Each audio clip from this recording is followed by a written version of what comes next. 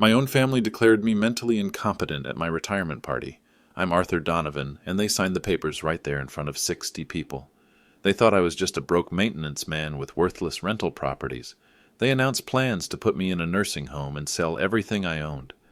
My wife stood there telling our neighbors I needed professional care. My son explained how my deteriorating judgment was costing the family money. My daughter already had blueprints for the luxury condos she'd build after evicting my tenants. Here's what they didn't know.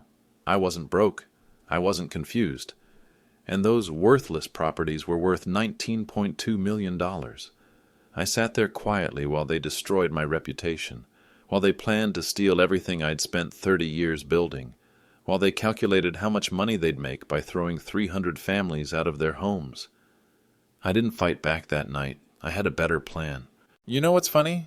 When someone underestimates you that badly, they usually make mistakes. Big ones. And my family was about to make the biggest mistake of their lives. I hope you'll stick around for this story. Hit that subscribe button if you want to see how this plays out. I'd love to know where you're watching from too, because 3 weeks later at City Hall, when they found out who I really was and what those buildings were actually worth, everything changed. What happened next didn't just shock my family. It changed our entire neighborhood forever.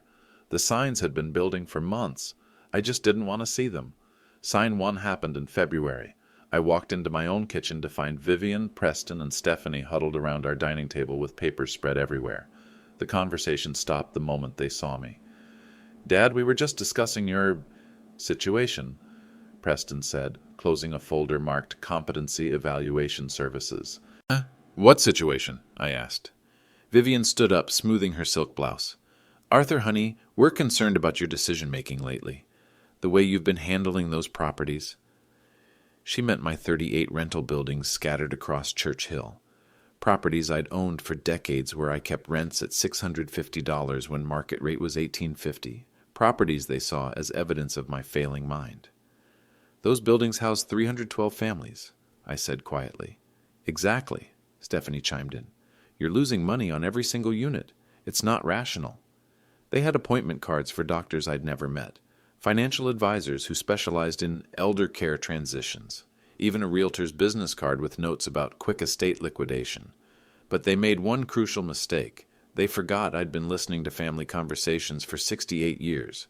Sign 2 came in early March. Vivian started showing retirement home brochures to our neighbors. Mrs. Patterson from next door knocked on my door one afternoon. "Arthur, Vivian mentioned you might be moving to assisted living. You seem fine to me." I thanked Mrs. Patterson and walked back inside. Found Vivian in the living room, on the phone with Sunset Manor. "Yes, he's showing signs of confusion," she was saying. "Financially irresponsible decisions. We're very concerned." When she hung up, I asked, "Planning my future without me?" "Arthur, you're not thinking clearly. Those buildings are falling apart. The tenants aren't even paying market rent. A normal person would have sold them years ago." "A normal person," I repeated. "Preston's company could handle everything," she continued. "Pinnacle Development knows how to maximize property value. They'd tear down those old buildings and put up something modern, something profitable." "And the families living there?" Vivian waved her hand dismissively. "They'll find other places. It's called progress, Arthur." That night, I sat in my 2003 Ford pickup truck, looking at the rust spots and thinking about Vivian's 2023 BMW X5. $78,000 sticker price. I thought about Preston's Armani suits and Stephanie's designer handbags. They saw my Carhartt jacket with its 15 years of paint stains. They saw my work boots and calloused hands. They saw a man who never learned how to play their games, but what they didn't see would be their downfall. The phone rang late that Tuesday night. Preston was calling from his office. "Dad, I've been looking at your financials. Those properties are hemorrhaging money. The maintenance costs alone are killing you." "I manage them myself," I said. "That's part of the problem. You're not equipped for modern property management. Stephanie and I think it's time to consider professional oversight." "Professional oversight of my own buildings?" "Dad, you bought those places decades ago when the neighborhood was different. Church Hill is prime for development now. My company could turn those lots into luxury townhomes. 300% profit increase. I stayed quiet. "Think about it," Preston said. "You could live comfortably in a nice facility. No more worrying about leaky roofs or tenant complaints. No more stress." After he hung up, I walked through my house, past 40 years of family photos, past Vivian's collection of crystal vases and Preston's high school football trophies. They'd been planning this for months, maybe years, but they had no idea what they were really planning to steal. What they didn't understand was why those buildings mattered so much to me. It wasn't about the money. It hadn't been about money for 30 years. It started in 1994. I was working maintenance at the Marriott downtown, making $12 an hour. Vivian worked part-time at a dentist's office. We lived paycheck to paycheck like everyone else in Church Hill. That's when I inherited unexpected money from my Uncle Carl, a man I barely knew who'd bought land in Church Hill back when nobody wanted it. Uncle Carl left me $1.8 million and a simple note: take care of the neighborhood. Vivian wanted to move to the suburbs, buy a big house, fancy cars, private schools for the kids, live like the wealthy families she envied. We could have everything, she kept saying, a real life. But I remembered what Church Hill was like before the money came. I remembered Mrs. Rodriguez crying because her rent went up $200. I remembered the Johnson family having to move when their landlord sold to developers. So I made a choice. I used Uncle Carl's money to buy buildings, not to get rich, but to keep rent stable, to make sure working families could stay in their neighborhood. I kept my maintenance job, kept driving old trucks, kept wearing work clothes, let everyone think I was just scraping by. For 30 years, I subsidized the difference between what tenants could afford and what the properties were worth. $650 a month instead of $1850. The extra came out of Uncle Carl's money, which I'd invested quietly, carefully. By 2024, those investments had grown. The properties were worth $19.2 million. But more importantly, 312 families had stable homes. Maria Santos in Building 7 could afford groceries because her rent stayed low. Robert Williams in Building 12 could send his daughter to college. The elderly couple in Building 23 didn't have to choose between medications and housing. These weren't just properties. They were promises. Promises I made to Uncle Carl. Promises I made to the neighborhood. Promises my family was now threatening to break. If I stayed silent, if I let them declare me incompetent, here's what would happen. Preston's company would buy the buildings for a fraction of their value. They'd evict all 312 families within 6 months. They'd demolish everything and build luxury townhomes starting at $400,000. Maria Santos would move back to the projects. Robert Williams' daughter would drop out of college. The elderly couple would end up in a nursing home they couldn't afford. 30 years of careful community building would be destroyed in one greedy grab for profit. And it would all be legal. Family members declaring an elderly relative incompetent, taking control of his deteriorating assets, making responsible business decisions. The financial impact was staggering. 312 families paying $1,850 instead of $650 meant an additional $375,000 every month flowing out of working-class pockets into developer profits. $4.5 million a year, extracted from families who were already struggling, but the human cost was worse. Every family forced out would scatter across Richmond, breaking up a community that had supported each other for generations. Kids would change schools. Elderly neighbors would lose their support networks. Small businesses would lose their customer base. Preston called it neighborhood improvement. Stephanie called it maximizing economic potential. Vivian called it finally getting what we deserve. I called it theft. The irony was perfect. My family thought they were saving me from my own poor judgment. They thought I was too confused to understand real estate values. They had no idea I owned more property than Preston's entire company. They had no idea I'd been making strategic decisions about Church Hill's future for longer than Preston had been in business. They had no idea that my deteriorating mental state was actually careful community stewardship spanning 3 decades. Every morning I drove through the neighborhood in my beat-up Ford pickup. I saw children walking safely to school. I saw senior citizens sitting on porches, talking to neighbors they'd known for years. I saw small businesses thriving because their customers could afford to live nearby. This was what $19.2 million could build when it was used to strengthen communities instead of extracting profits. But if my family succeeded, if they convinced a court I was mentally incompetent, all of it would disappear. The stakes weren't just personal. They were about whether working families deserved stable housing in their own neighborhood, whether community mattered more than maximum profit margins. That phone call changed everything. The one where Catherine Reed told me what Preston and Stephanie were really planning. And that's when I decided it was time to stop being quiet. The phone call came on a Thursday morning. Catherine Reed, the lawyer who'd been quietly helping me manage the property trust for 20 years. "Arthur, we have a problem," she said. "Your family just retained Morrison and Associates." I knew that name. High-end law firm specializing in competency proceedings and estate transfers. "They scheduled a psychiatric evaluation for you next Tuesday," Catherine continued. "They're claiming you've been showing signs of dementia and financial irresponsibility." I sat down heavily in my kitchen chair. "Can they do that?" "If you don't show up, they can petition the court to have you declared incompetent in absentia.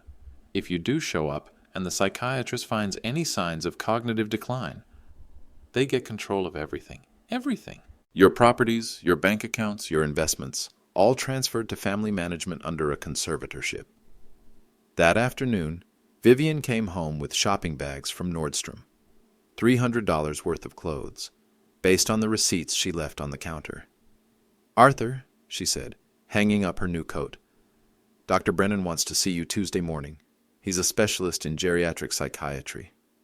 I didn't make an appointment with any Dr. Brennan. "Honey, I made it for you. We're concerned about your memory lately.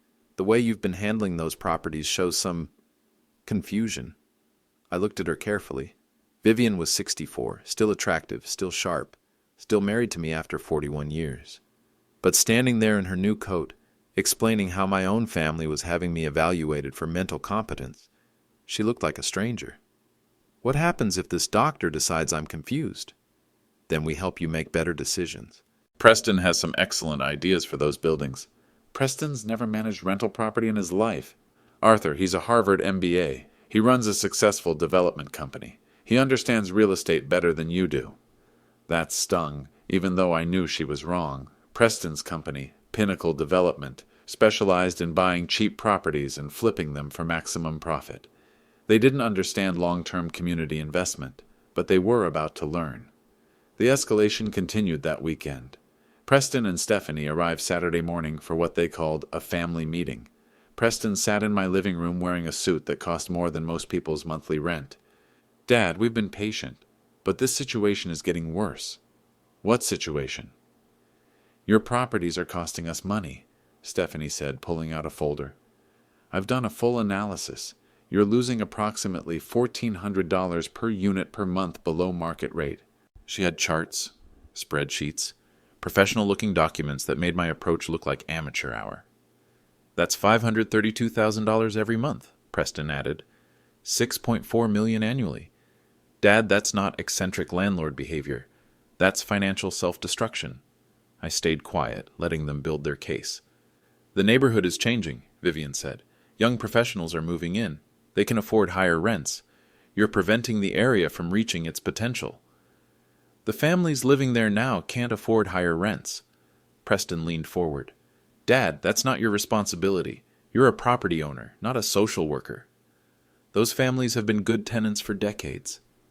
"Sentimentality doesn't pay property taxes," Stephanie said. "It doesn't cover maintenance costs. It doesn't build wealth for the family." She meant their family, their inheritance.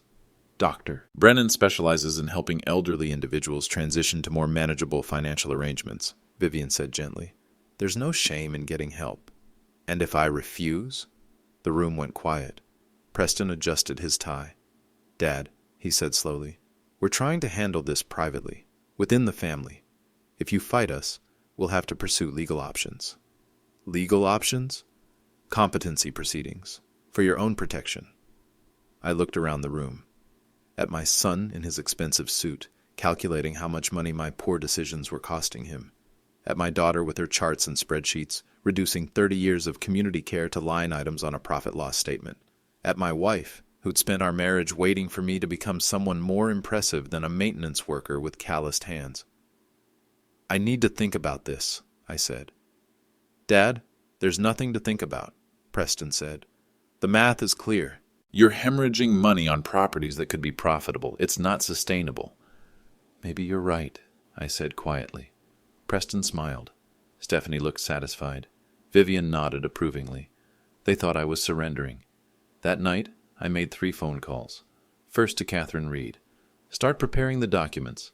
Second to Mayor Jonathan Pierce, my old Army buddy. John, remember what you said about helping if I ever needed it? Third to Father Miguel Santos at St. Patrick's. Father, it's time to tell the congregation what's really been happening in the neighborhood. By Sunday evening, I'd made my decision. The psychiatric evaluation was Tuesday morning at 9.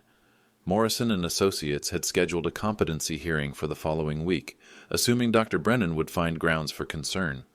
Preston had already contacted 3 real estate developers about potential investment opportunities in Church Hill. Stephanie had prepared transition documents for all 312 tenant families, giving them 90 days to find new housing.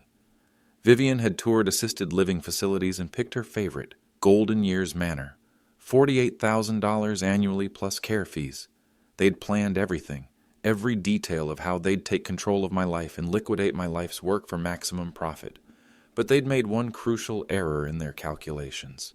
They'd forgotten to ask themselves a simple question. How does a maintenance worker making $12 an hour afford to buy 38 buildings in the first place? The answer to that question was about to destroy everything they thought they knew about me. Monday morning, I was fixing a leaky faucet in Building 14 when my phone rang. Arthur, it's John Pierce. Mayor Pierce, though to me he'd always be Sergeant Pierce from Fort Bragg, 1978. The guy who'd saved my life in a training accident and stayed my friend for 46 years. John, I said, setting down my wrench, thanks for calling back. Got your message. Sounds serious. What do you need? I explained the situation. My family's planned to have me declared incompetent. The psychiatric evaluation scheduled for tomorrow morning. Their intention to sell off the properties and displace 312 families. John was quiet for a long moment. Arthur, you know I've always respected what you've been doing in Church Hill. The way you've kept those neighborhoods stable while everything else got gentrified to hell. They think I'm losing money because I'm losing my mind. Are you finally ready to tell them the truth? I'd kept the secret for so long. 20 years since John became mayor and offered to help me navigate the political side of affordable housing. 20 years of him knowing exactly who I was while everyone else saw a simple maintenance worker. I think it's time, I said. The city council meeting is scheduled for Thursday night. Zoning variance for Preston's new development project. Perfect timing. You think so? John chuckled. Arthur, your son's company is requesting permission to demolish 12 buildings in Church Hill for luxury townhomes. They specifically mentioned acquiring the properties from an elderly relative with declining financial judgment. They're that confident? They already submitted architectural plans, filed environmental impact statements. Preston told the Planning Commission that Pinnacle Development had family connections that would make the acquisition simple. I felt something cold settle in my stomach. They were so certain they'd have control of my properties that they'd already started the development process. There's something else, John continued. Catherine Reed called my office this morning. Catherine, my real estate attorney for 2 decades. The woman who'd helped me structure the family trust that actually owned all 38 properties. The woman who knew every detail of my financial arrangements. She wants to attend Thursday's city council meeting, John said. Says she has documents that might be relevant to Preston's zoning request. After I hung up, I walked through Building 14, checking the repairs I'd made over the years. New windows in 2019, updated electrical in 2021, fresh paint every summer. Mrs. Rodriguez in apartment 3. B was coming home from her job at the hospital, still wearing scrubs. Mr. Arthur, she called out, thank you for fixing that faucet so quick. My granddaughter was worried about the water bill. How's she doing in school? On her roll again. She wants to be a doctor like her mama. Mrs. Rodriguez smiled. This neighborhood, Mr. Arthur, it's been good to us. Stable rent, good neighbors. She can study here without worrying. I nodded, thinking about Preston's luxury townhomes. $400,000 starting prices. No place for Mrs. Rodriguez or her granddaughter. That afternoon, Father Miguel Santos knocked on my door. Arthur, I got your call. You sure about this? Father Miguel had been at St. Patrick's for 8 years. He'd watched the neighborhood change, seen the pressure from developers wanting to revitalize Church Hill. He knew which landlords worked with families and which ones prioritized profits. The congregation should know what's happening, I said. They should understand what they're about to lose. And you're ready for everyone to know who you really are. It was a fair question. For 30 years, I'd been Arthur the maintenance guy. Arthur who drove an old truck and wore work clothes and never made a big deal about anything. Arthur who was just getting by like everyone else. Father, tomorrow my family is going to try to have me declared mentally incompetent. Thursday night, they're asking the city to let them destroy 312 families' homes. And you're going to stop them? I thought about Uncle Carl's note. Take care of the neighborhood. Yes, I said. I think it's time. The retirement party was Vivian's idea. Arthur deserves a proper send-off, she told everyone. 40 years of hard work should be celebrated. What she didn't mention was that she'd invited 60 people to watch my public humiliation. They held it at the Church Hill Community Center, the same building where I'd attended neighborhood meetings for 3 decades, the same place where I'd quietly donated money for playground equipment and senior programs, where I'd sat in the back row, listening to residents worry about rising rents and displacement. Now it would be the stage for my family's final play. I arrived at 6 o'clock wearing my best shirt and the watch Vivian had given me for our anniversary. My 2003 Ford pickup looked out of place next to the BMWs and Mercedes in the parking lot. Inside, the room was decorated with balloons and a banner. Congratulations, Arthur. 40 years of service. There was a cake, a punch bowl, and about 60 people I'd known for years. Neighbors from Church Hill, former co-workers from the Marriott, people I'd helped with repairs or small loans over the decades, people who knew me as the quiet guy who kept his head down and helped when he could. Preston stood near the front of the room in his charcoal Armani suit, talking to a group of his business associates. Stephanie wore a designer dress and was showing photos on her phone to the other young professionals. Vivian moved through the crowd in her new cocktail dress, accepting compliments and playing the role of the devoted wife. Arthur's been such a hard worker, she kept saying. He deserves to rest now. The first hour went normally. People shook my hand, shared memories, asked about my retirement plans. I kept my answers short and simple. Looking forward to slowing down, I said, spending time with family. But I could feel the tension building. Preston kept checking his watch. Stephanie kept glancing toward the door. Vivian kept steering conversations toward my future needs. At 7:30, Preston clinked his knife against his glass. "Everyone, if I could have your attention," he called out. "I'd like to say a few words about my father." The room quieted.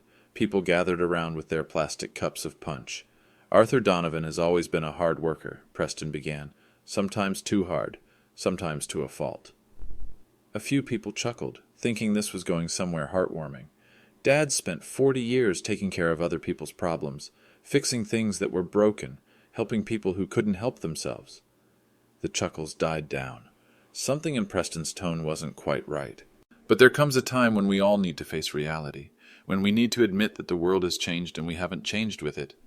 I stayed quiet, watching the faces in the crowd. Mrs. Patterson looked confused. Robert Williams frowned. Maria Santos shifted uncomfortably. "Dad owns some rental properties here in Church Hill," Preston continued. "Buildings he's owned for decades. Buildings that, frankly, he's no longer capable of managing properly." Murmurs rippled through the room. "The rents he charges haven't kept pace with market rates. The maintenance costs are spiraling out of control. Dad's financial decisions have become concerning." Vivian stepped forward, her voice gentle but carrying to every corner of the room. "We've been worried about Arthur for some time," she said. "The way he's been handling money. The way he talks about those properties like they're more than just business investments." "They're people's homes," I said quietly. The room went silent. Preston smiled sadly. "This is what we mean. Dad, they're rental properties, business assets, but you talk about them like they're family members. The families living there are my responsibility." "Dad," Stephanie joined in, her voice professional and clinical, "you're charging $650 for apartments that should rent for $1,850. You're losing over $500,000 every year. That's not responsible property management. That's not rational decision-making." She had her folder again.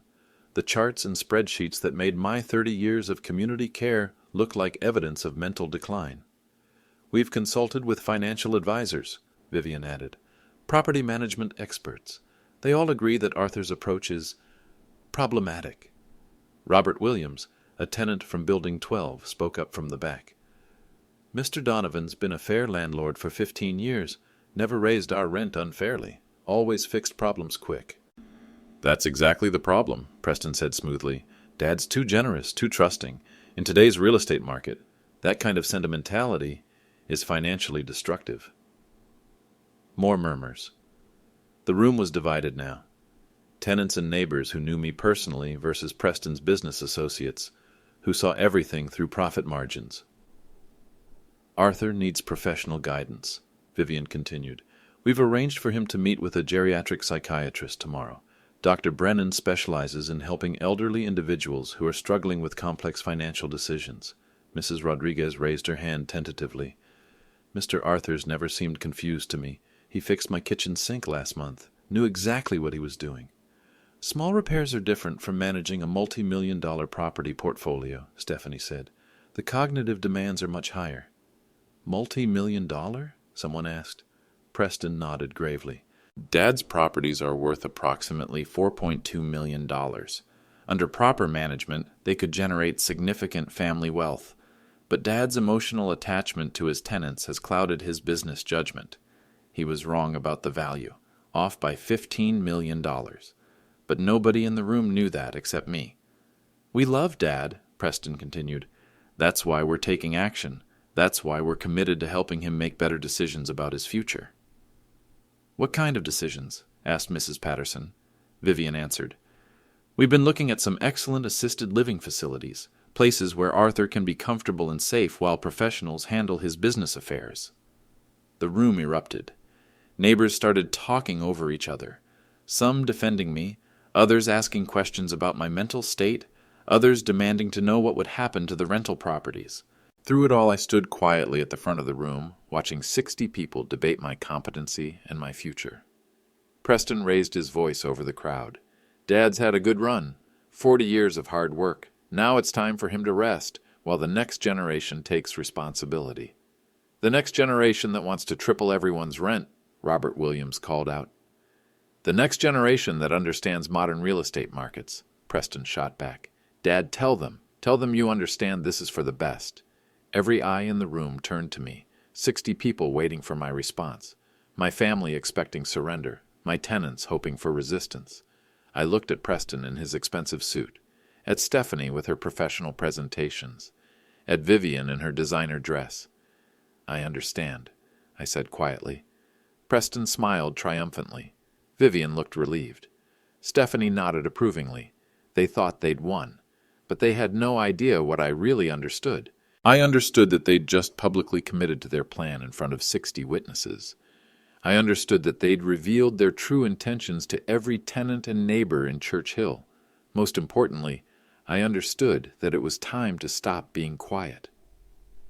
Thank you all for coming, I said. I'll see some of you Thursday night at City Hall. Thursday night, the Church Hill Community Center was packed. Word had spread quickly after the retirement party. People wanted to know what would happen to their neighborhood. The city council meeting was scheduled for 7 o'clock. Preston's zoning variance request was item number 6 on the agenda, a routine matter, according to the paperwork. Residential redevelopment to maximize neighborhood economic potential. I arrived early and sat in the back row, wearing my usual Carhartt jacket and work boots, the same clothes that had convinced my family I was just a struggling maintenance worker. Preston arrived at 6:45 in his charcoal suit, carrying a leather portfolio. He was accompanied by 2 associates from Pinnacle Development and a land use attorney in the expensive tailored jacket. Stephanie followed, dressed professionally and carrying an architect's tube. She'd prepared a presentation about the economic benefits of replacing deteriorating low-income housing with modern urban residences. Vivian took a seat in the 3rd row, wearing her pearl necklace and the confident smile of someone whose family was finally about to make some real money. They didn't notice Catherine Reed sitting near the front, reviewing a thick folder of documents. They didn't recognize Mayor Pierce's slight nod in my direction. They had no idea what was coming. At exactly 7 o'clock, Mayor Pierce called the meeting to order. Good evening, everyone.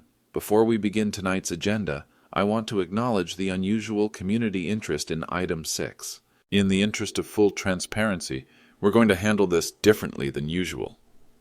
Preston looked pleased. He thought the extra attention would help showcase his project. Item 6 is a zoning variance request from Pinnacle Development Group, Mayor Pierce continued.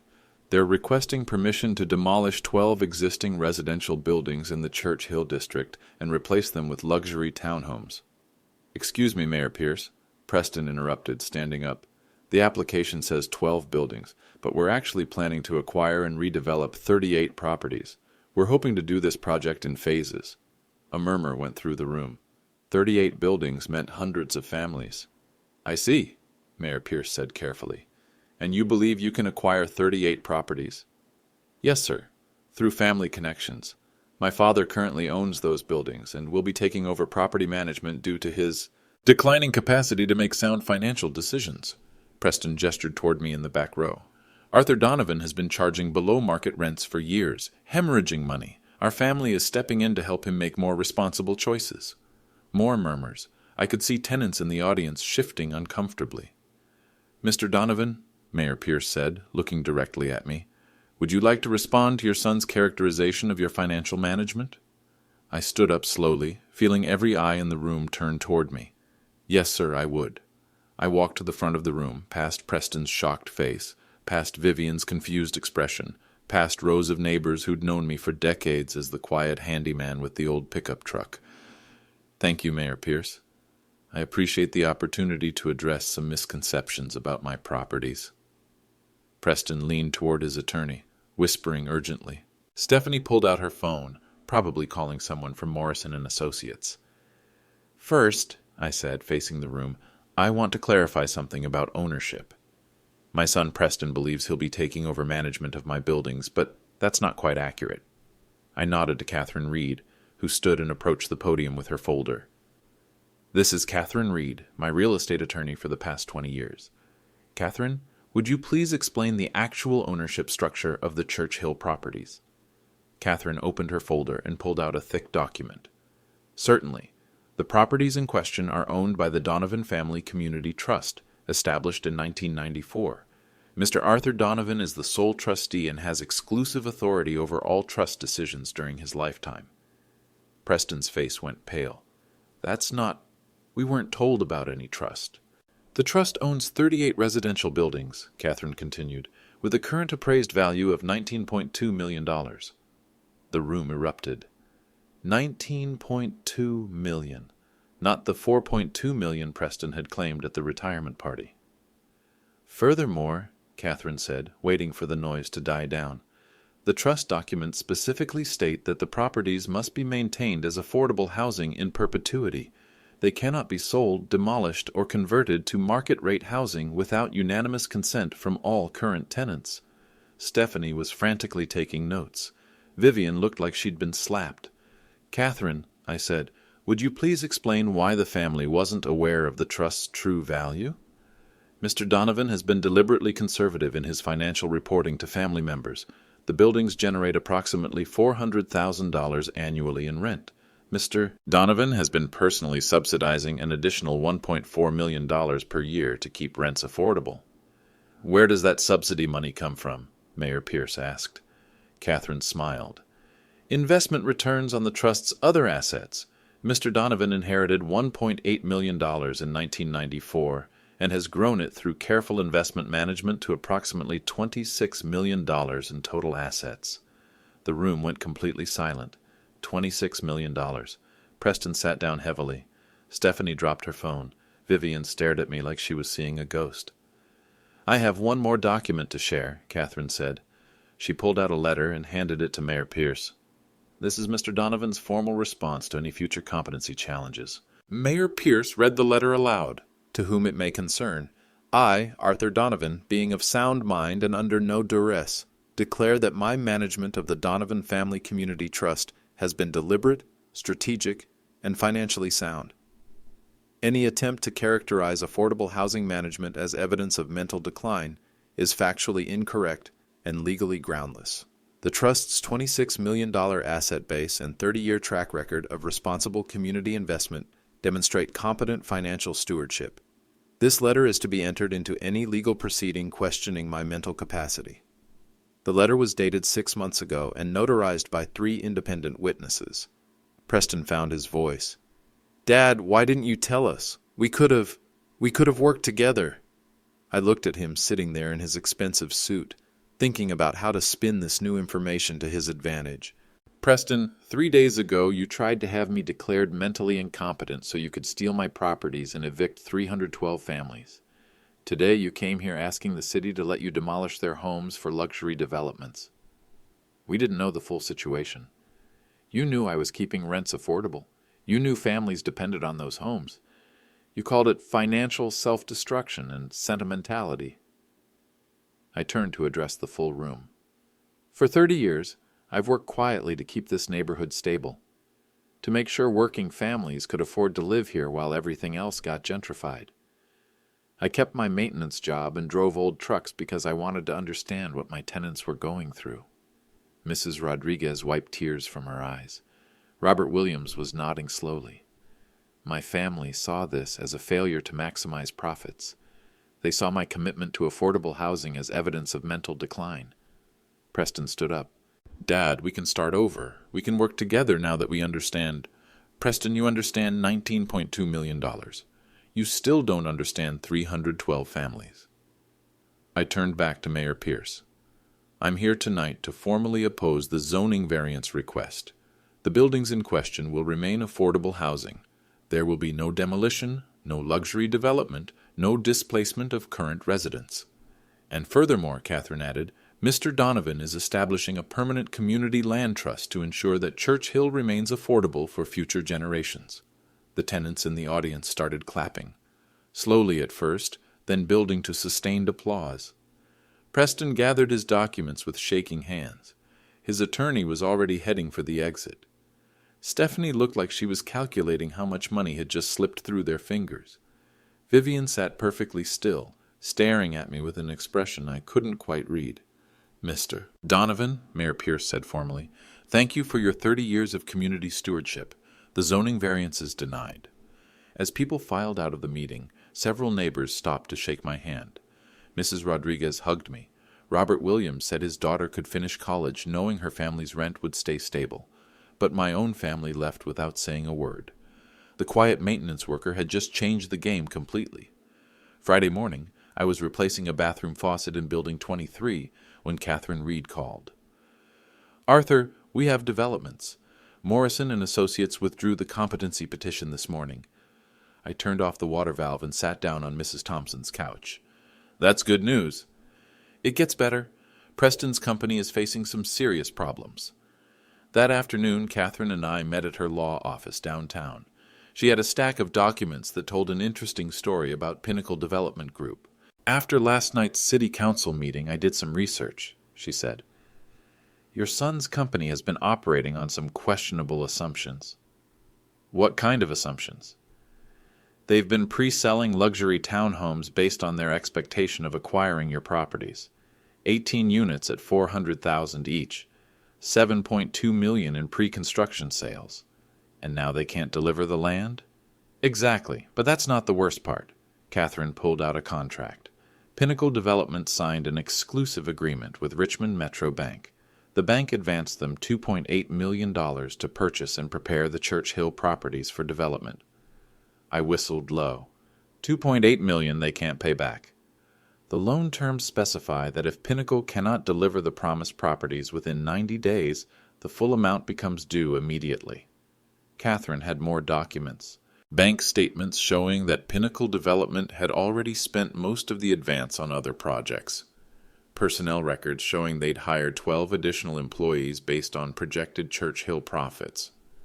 "Preston's company is leveraged to the hilt," Catherine continued. "They've been operating on the assumption that they'd acquire your properties for below market value and flip them immediately." "How much below market were they planning?" "Based on their financial projections, they expected to buy your buildings for approximately $3 million total. $3 million for properties worth $19.2 million. They'd planned to steal $16.2 million through a competency proceeding. There's more, Catherine said. Remember how confident Preston was about the zoning approval? They've already paid architectural firms, environmental consultants, and construction contractors for preliminary work. Another $800,000 in non-refundable expenses. So they're out $3.6 million they don't have? With 90 days to come up with the money or face bankruptcy. That evening I got a phone call from Preston. Dad, we need to talk. About what? About working together. About finding a solution that benefits everyone. I drove to his office in my 2003 pickup truck.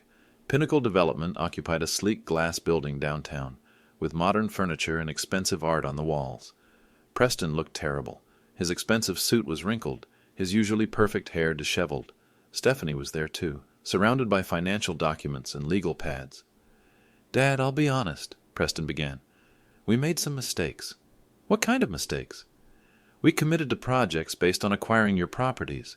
We took out loans, signed contracts, hired people. Stephanie looked up from her papers. We owe Richmond Metro Bank $2.8 million. Due in 87 days. And you don't have it? Preston shook his head. Not liquid. Our other projects are profitable, but they're long-term.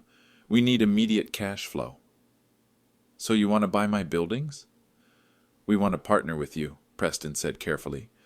You keep ownership, but we handle development.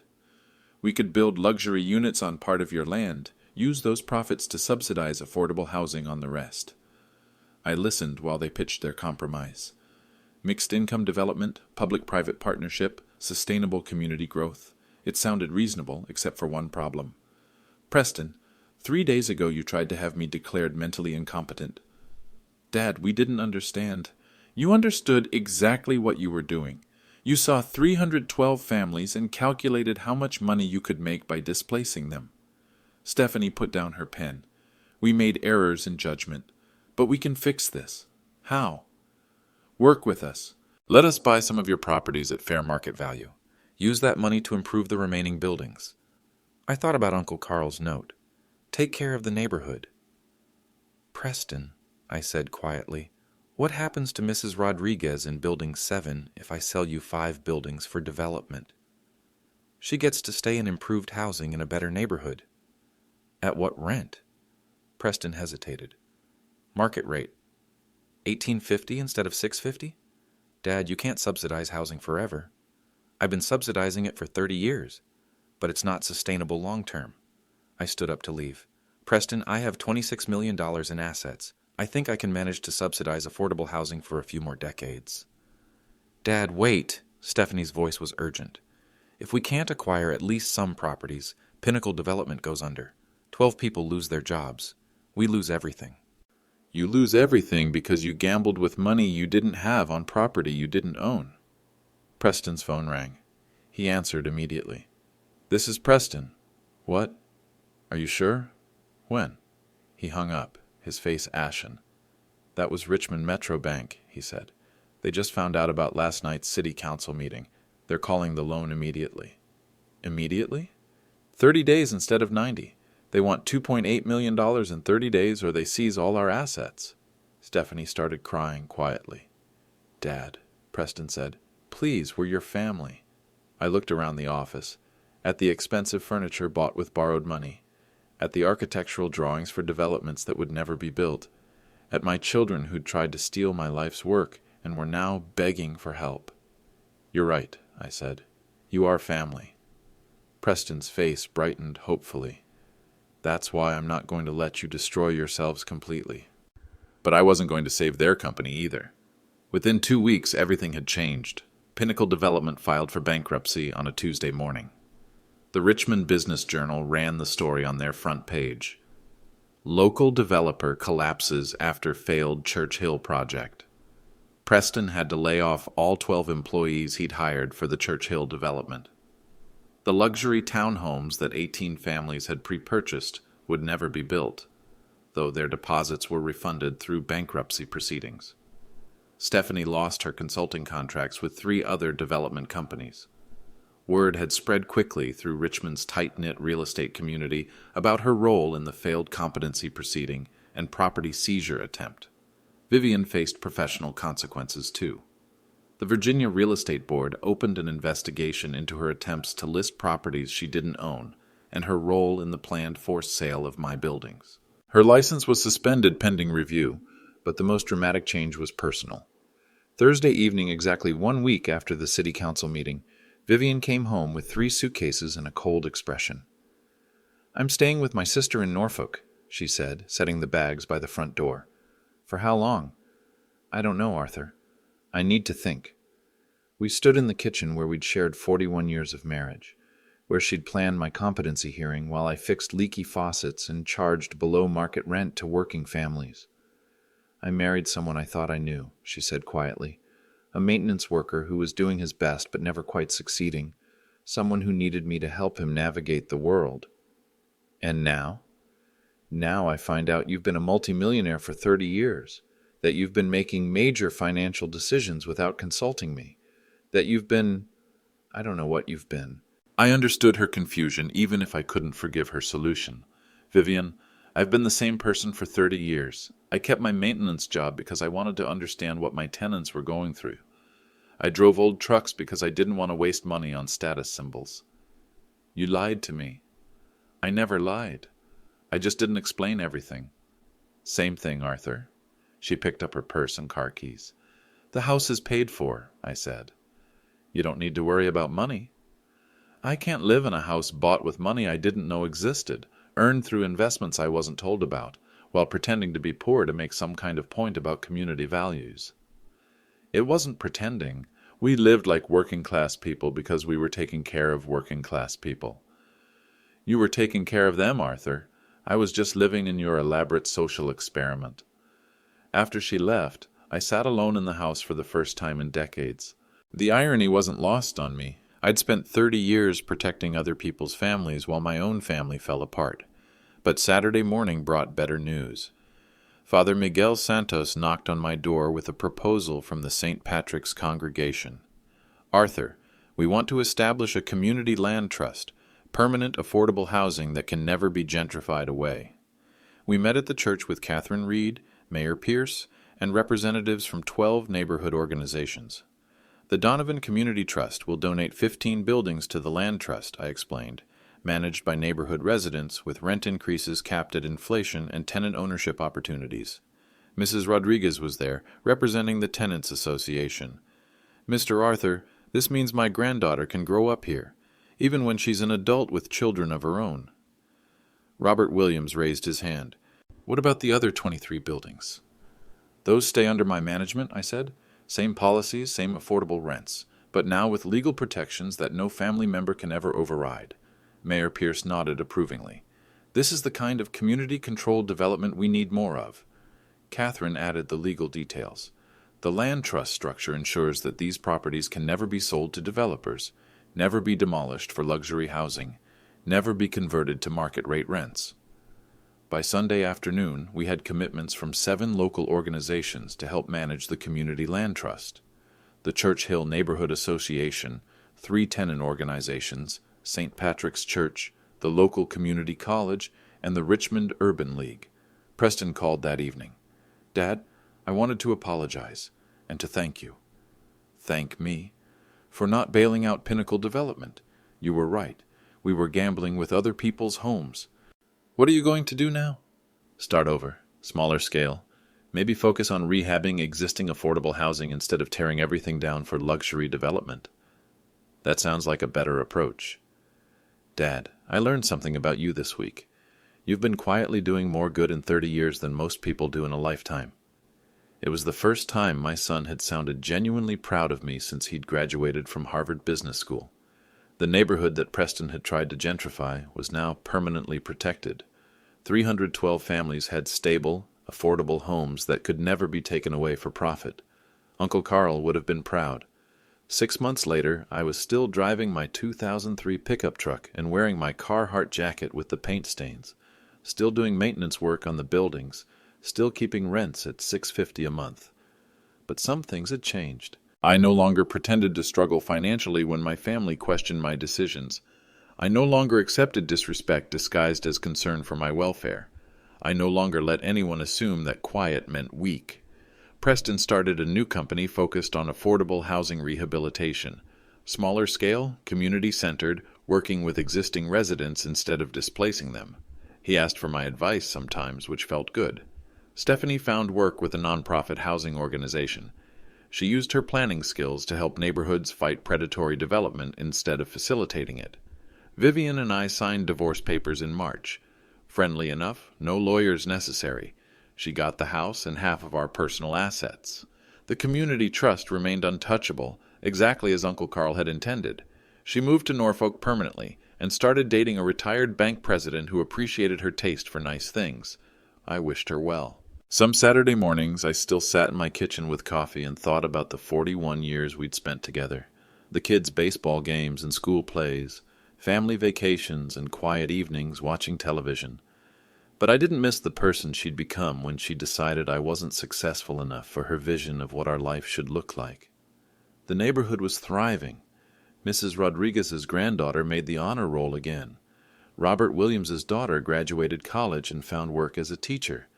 The elderly couple in Building 23 celebrated their 50th wedding anniversary with a block party. Property values in Church Hill continued to rise, but the Community Land Trust protected residents from displacement. Young professionals moved into some of the market-rate housing nearby, but they shopped at the same grocery stores and sent their kids to the same schools as the working families who'd been there for decades. Integration without displacement. Progress without gentrification. Father Miguel says it's a model other cities are starting to copy. If you're watching this story, I want you to remember something. Real power isn't about having more money than everyone else. It's about using whatever power you have to protect people who can't protect themselves. Please subscribe and let me know where you're watching from. And if someone in your family ever tells you that caring about community is evidence of mental decline, feel free to share this story. Sometimes quiet people are just waiting for the right moment to speak up.